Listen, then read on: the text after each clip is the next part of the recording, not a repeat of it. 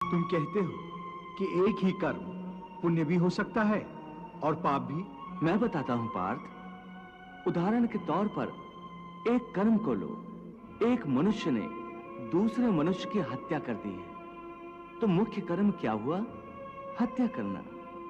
परंतु यही कर्म पुण्य भी हो सकता है और पाप भी। एक मनुष्य किसी कमजोर बूढ़े व्यक्ति का धन लूटने के लिए उसकी हत्या कर देता है, तो वो क्या हुआ? निश्चय ही वो पाप है। और यदि एक दुष्ट मनुष्य किसी अबला स्त्री के साथ जबरदस्ती बलात्कार करने की कोशिश कर रहा है, तो उस अबला की रक्षा के लिए यदि बलात्कार करने वाले की हत्या कर दी जाए, तो वो क्या होगा?